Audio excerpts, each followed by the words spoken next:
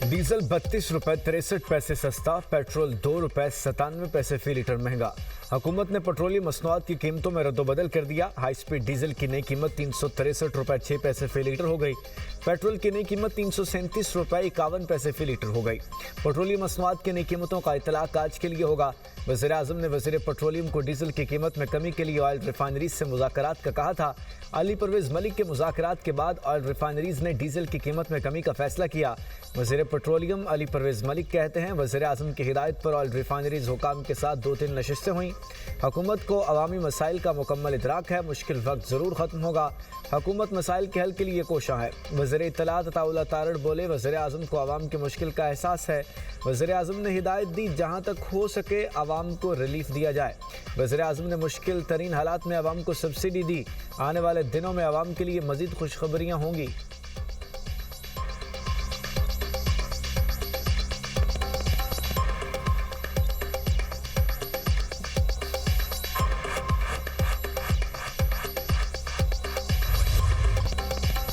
Peoples party के तहफ़्फ़ुज़ात दूर होने तक हुकूमत से तावन मुअत्तल। बिलावल भुट्टो ने आज़ाद कश्मीर इलेक्शन में धांधली का इल्ज़ाम फिर दोहरा दिया।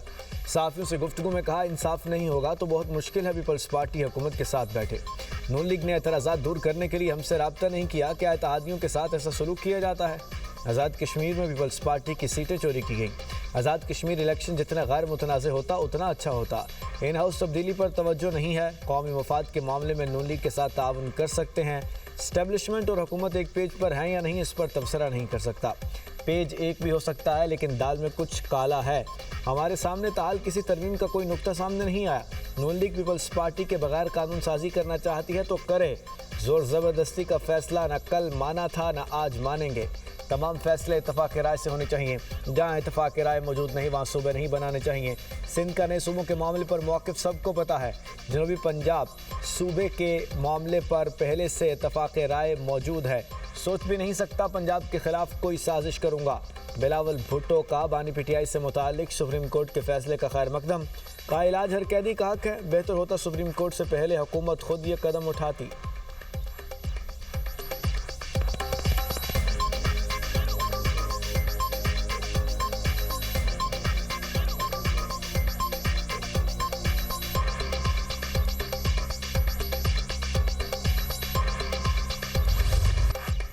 बानी पीटीआई के अस्पताल मुंतकिली के फैसले पर सुप्रीम कोर्ट में नज़रसानी की दरख्वास्त दायर। चीफ कमिश्नर इस्लामाबाद ने एडवोकेट जनरल इस्लामाबाद के तवस्सुत से दरख्वास्त दायर की। दरख्वास्त में मौक़िफ़ इख्तियार किया गया कि सुप्रीम कोर्ट ने बानी पीटीआई को शिफा इंटरनेशनल अस्पताल मुंतकिल करने का हुक्म दिया, जो इख्तियार समाज से तजावुज़ है। इस पर नज़रसानी होनी चाहिए। पाकिस्तान प्रिजन रूल्स में कैदी को जेल से बाहर अस्पताल मुंतकिल करने का तरीक़ेकार मौजूद है। मामला पहली बार सुप्रीम कोर्ट के सामने मुकर्रर हुआ। मुतल्लिका फ़रीक़ैन को बाकायदा नोटिस जारी नहीं किया गया था। अदालत को तिब्बी माहिरीन की राय लेने के बाद फैसला करना चाहिए था कि सेहत वाकई ख़राब हुई है या नहीं।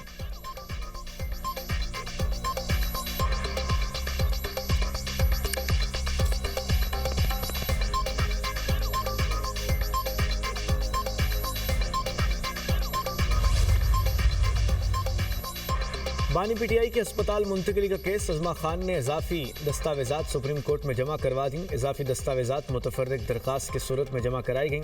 नवाज शरीफ के बैरून मुल्क रवानगी की तफसीलात शामिल। मरीम नवाज की नवाज शरीफ से मुलाकात के लिए जारी अदालती अहकामात की तफसीलात भी हैं।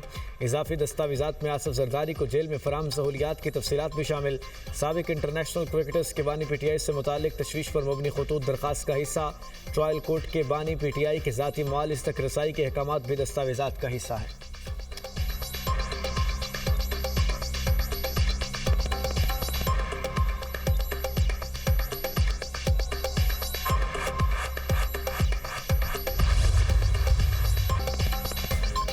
बानी की सेहत को सियासत का एजेंडा ना बनाएं। एनआरओ और तरमीम पर खुद साख्ता कहानियाँ ना बनाई जाएं। हमने सेहत के मामले पर कभी सियासत नहीं की। वज़ीर मुमलिकत दाखिला तलाल चौधरी का कहना है, धमकियों या सड़क ब्लॉक करने से मामला हल नहीं होंगे। इलाज की बेहतर सहूलत हर कैदी का हक़ है। बेगम कुलसूम की बीमारी पर जिस तरह कमजरफी का मुजाहरा किया गया वो सब जानते हैं। वज़ीर इत्तलात अताउल्लाह तारड़ ने कहा, तारीख गवाह है पीटीआई ने हमेशा मुस्लिम लीग की क़यादत की सेहत के मामले पर सियासत की।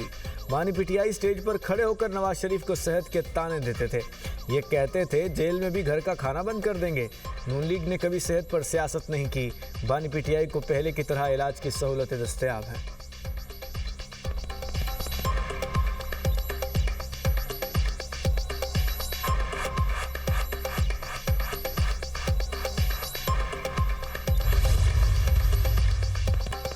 वफाकी हुकूमत की नजरसानी दरखास्त को कोई नंबर ताल अलॉट नहीं हुआ। मेरी दरखास्त से सुप्रीम कोर्ट के ऑर्डर पर अमल दरामद होने दें। चेयरमैन पीटीआई बैरिस्टर गौहर की पार्लियामेंट हाउस में सहाफियों से गुफ्तगू।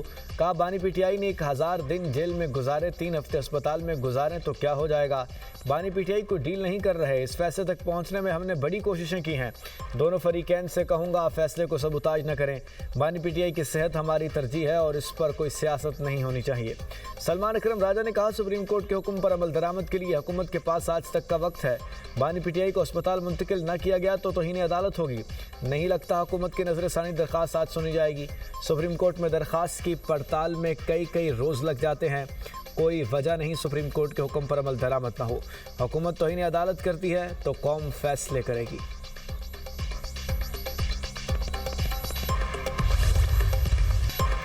अदलिया के फैसले पर मनवन अमल होगा। अदलिया के फैसलों पर अमल दरामद न हुआ तो फैसला सड़कों पर होगा। हुकूमत ने भी बताया है बानी पीटीआई की सेहत ठीक नहीं। वज़ीर आला खैबर पख्तूनख्वा सुहेल अफरीदी की प्रोग्राम दुनिया महर बुखारी के साथ में खुसूसी गुफ्तगू।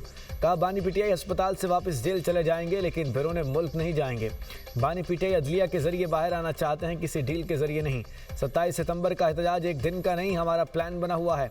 तहरीक इंसाफ के मौक़िफ़ पर जो भी पार्टी आएगी हम उसके साथ हाथ मिलाएंगे। मैं नो फ्लाई लिस्ट पर हूँ, मेरा पासपोर्ट भी ब्लॉक है। नए सूबों के हवाले से बानी पीटीआई से बात करनी चाहिए।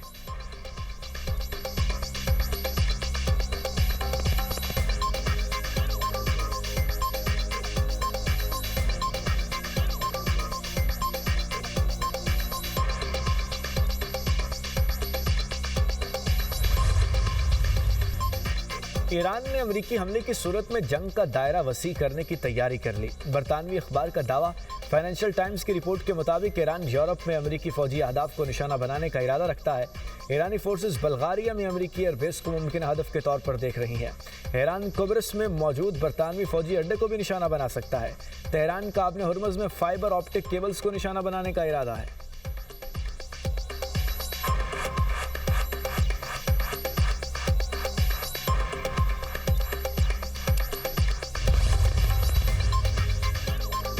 ईरान के साथ मुज़ाकरात किसी भी वक्त दोबारा शुरू हो सकते हैं। अमेरिकी सदर ट्रंप कहते हैं, आबने हुर्मुज़ अमेरिका के मुकम्मल कब्जे में है। ईरान कभी कभार ड्रोन से हमले करता है।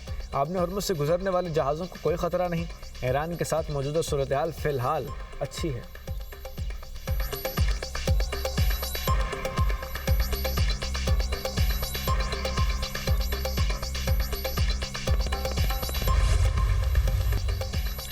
हौसियों का बुहर आमर में आबनाए बाबुल मंदब बंद करने पर गौर।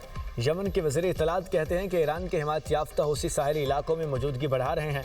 बाबुल मंदब को बंद करने के लिए यमनी जज़ायर पर कंट्रोल हासिल करने की कोशिश कर रहे हैं। बंदरगाहों, शहरी तनसीबात, बहरी जहाज़ों को बार बार निशाना बनाना उनके मनसूबों की निशानदही करता है।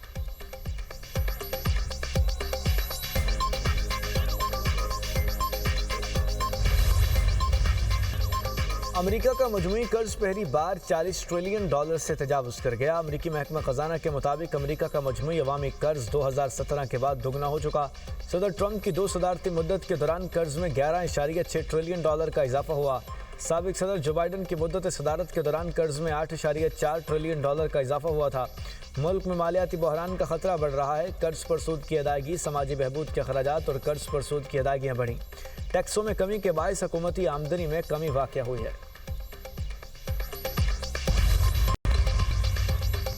सदर मुमलिकत का सरकारी मुलाजमतों में भर्तियों के अमल में मेरिट, शफाफियत और पेशा वराना मयार यकीनी बनाने पर जोर। आसिफ जरदारी से चेयरमैन विफाकी public service commission lieutenant general retired Akhtar Nawaz Satti की मुलाकात। FPSC की सालाना रिपोर्ट 2024 पेश की गई। सदर जरदारी ने कमीशन की जानिब से इस्लाहाती इक़दामात को सराहा। कहा, विफाकी पब्लिक सर्विस कमीशन अच्छी हुक्मरानी के फ़रोग़ में अहम किरदार अदा कर रहा है। सदर मुमलिकत से बैंकिंग मोहतसब सराजुद्दीन अजीज़ की भी मुलाकात। इदारे की सालाना रिपोर्ट 2025 पेश की गई।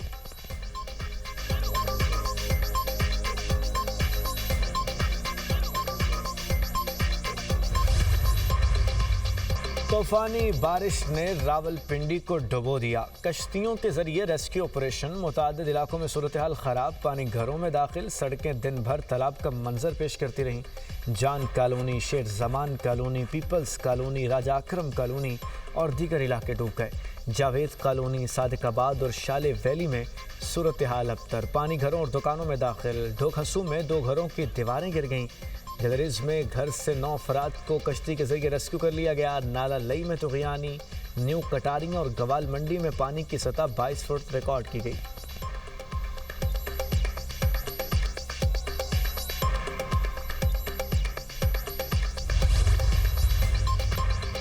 मकरान कोस्टल हाईवे पर बाउजर और कार में खौफनाक तसादुम, कार सवार 6 अफराद झुलस कर जाँ बहक, मरने वालों में 2 खवातीन 2 बच्चे भी शामिल।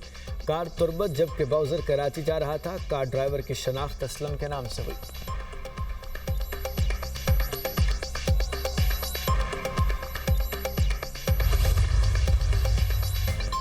इस्लामाबाद में FIA और NCCIA का एक और मुश्तरका छापा। गैर कानूनी कॉल सेंटर चलाने वाले 275 गैर मुल्की गिरफ्तार। तमाम मुल्ज़िमान को इस्लामाबाद के सेक्टर I-10-3 से गिरफ्तार किया गया।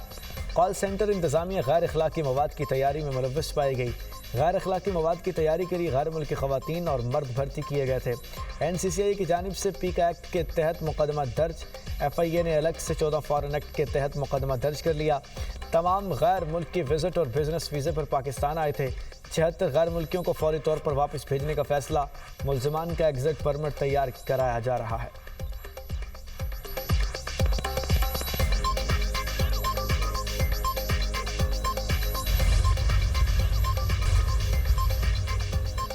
इजरायली फौज की गजा में जारहियत फ़ज़ाई हमलों में मजीद 9 फ़लस्तीनी शहीद, 15 जख्मी हो गए। सियोनी फोर्सेज ने म्यूनसिपल पुलिस हेडक्वार्टर्स और पनाह गुज़ीन कैंप को निशाना बनाया। इजरायली फौज ने दावा किया है कि नुसीरात में हमले का हदफ हमास का एक जंगजू था।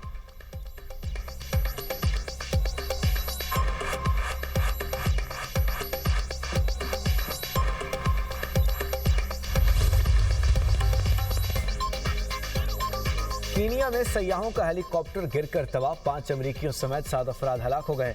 हेलीकॉप्टर लुइस साबा कंजर्वेंसी की जानिब जाते हुए हादसे का शिकार हुआ। अमरीकी महकमा खारजा के तर्जुमान का कहना है कि मुकामी हुक्काम से राब्ते में हैं। हादसे की वजह ताहाल मालूम नहीं हो सकी।